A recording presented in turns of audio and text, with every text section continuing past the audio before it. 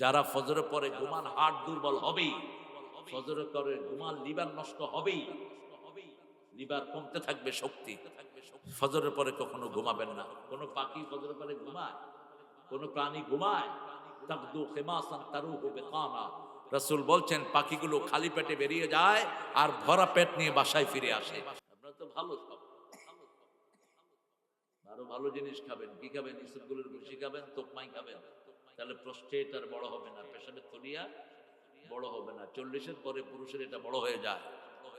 পেশাব আটকিয়ে রাখতে রাখতে প্রস্টেট বড় হয়, পেশাব ক্লিয়ার হয় না, অনেক রোগের উপসর্গ এটা হয়ে যায়। এই জন্য গ্রামে আছেন, বেশি হাঁটবেন, দৌড়াবেন। গ্রামের লোকদের তো রোগ হয় কম। করোনায় গ্রামের লোক বেশি মরছে না শহরের? কেন? শহরে এগুলো হলো ফার্মের রোগ, বারান্দা ছাড়া যাওয়ার কোনো জায়গা নাই। আর গ্রামের পোলাপান ঘুম থেকে উঠে দৌড়, লুঙ্গিও নাই। কদ্দুর গিয়ে কয় কিরে এটা কই, আবার ঘুরে এসে ওই যে রাতে শুইছে যে বিছনাতে পড়ে রয়েছে লুঙ্গি। আর এই যে গরমকাল আসতেছে, শীতকালে তো একটু কমই গোসল করে, পানি আছে যেখানে, পোলাপান আছে, লুঙ্গি কই? লুঙ্গি কই?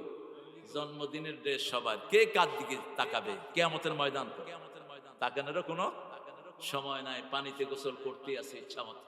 আমরাও ছিলাম সেই দলের একজন। আমাদের গ্রাম সুন্দর, গ্রামের বাতাস সুন্দর, অক্সিজেন সুন্দর, অক্সিজেনের পাহাড়ের ভিতরে আপনারা থাকেন, এত সুন্দর নির্মল বাতাস।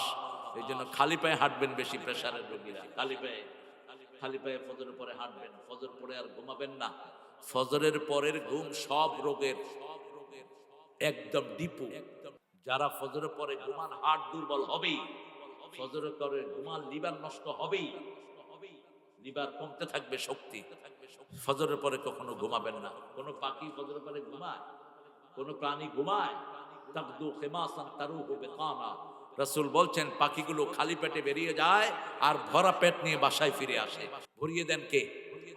আপনিও সকাল বেলায় বেরিয়ে যাবেন রিজিকের সন্ধানে, সন্ধ্যার সময় বিকাল বেলা রিজিক দিয়ে আপনাকে ঘরে ফিরিয়ে দিবেন কে? সে আল্লাহ রাব্বুল আলামিন বলছেন আমার যারা মুমিন হবে তারা কি করবে শুনো। ইন্নামাল মুমিনুনা আল্লাযীনা ইযা যুকিরাল্লাহ ওয়াজিলাত কুলুবুহুম ওয়া ইযা তুলিয়াত আলাইহিম আয়াতুহু যাদাতুহুম ঈমানাও ওয়া আলা রাব্বিহিম ইয়াতাওয়াক্কালুন। নিশ্চয়ই আমার মুমিনরা যখন আমার জিকির করবে তাদের অন্তর কাঁপবে। কি কাঁপবে? অন্তর কাঁপবে, অন্তর ভিজে যাবে, শরীর কাঁপবে না। শরীর কাঁপা হলো রোগ, অন্তর কাঁপা হলো চিহ্ন। ঠিক না বে ঠিক? আল্লাহর কথা বললেই আমাদের অন্তর কাঁপে আর চোখ দিয়ে পানি ঝরে। অজিলাত কুলুবুহুম ওয়া ইযা তুলিয়াত আলাইহিম আয়াতুহু, যখন আমরা তেলাওয়াত করব আমাদের ঈমান বাড়িয়ে দিবেন কে?